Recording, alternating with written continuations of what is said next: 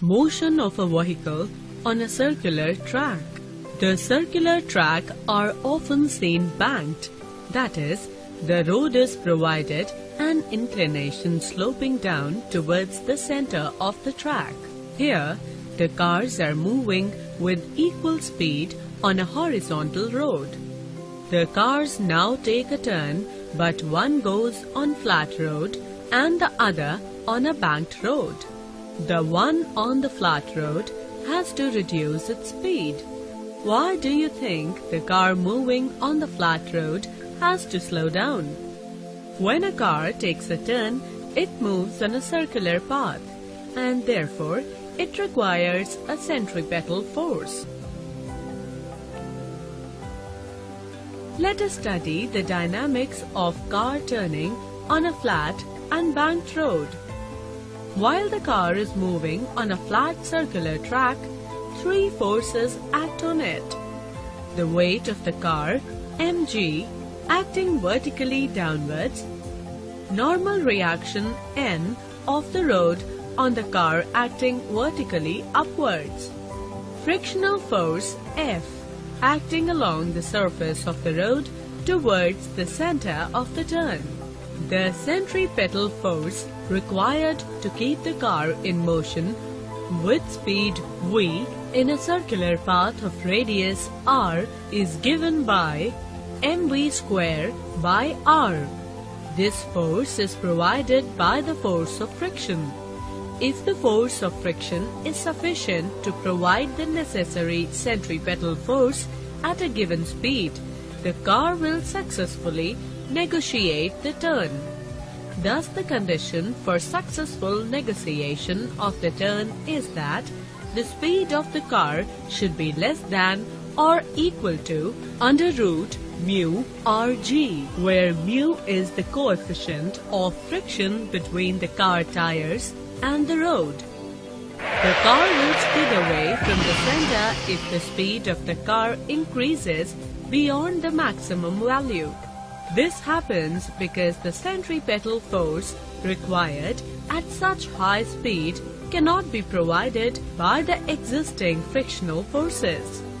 Excessive braking may increase friction but will cause the wear and tear of the tires.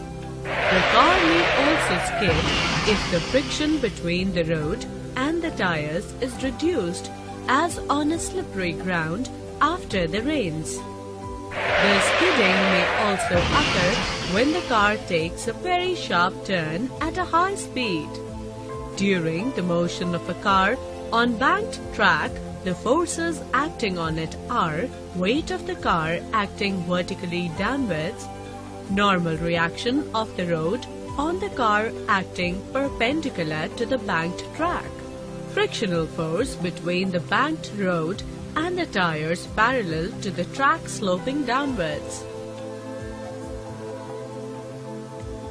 Here, the centripetal force is provided by horizontal component of friction F cos theta together with the horizontal component of normal reaction N sin theta.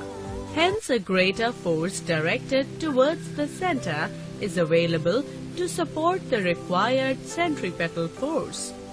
The car can, therefore, negotiate the turn at a higher speed on the banked road as compared to that on the flat road.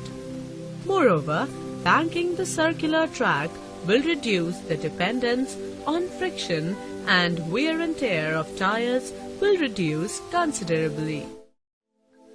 Bending of cyclist. Here is a cyclist riding his bicycle first on a straight road and then on a circular track. Why does the cyclist bend towards center of the circular track?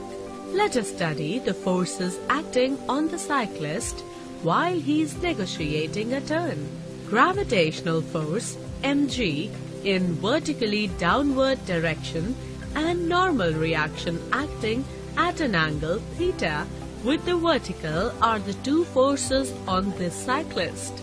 The vertical component of the normal reaction N cos theta balances the weight of the cyclist together with the cycle.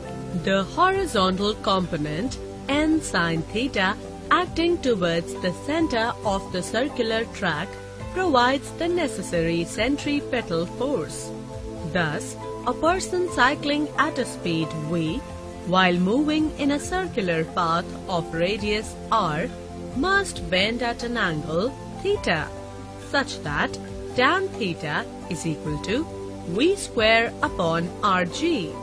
The speed at which the cyclist moves on a circular track will decide the angle at which it needs to bend. Maximum speed at which it can negotiate a turn is equal to under root rg tan theta. In actual practice, safe speed is higher due to friction supporting n cos theta to provide the centripetal force.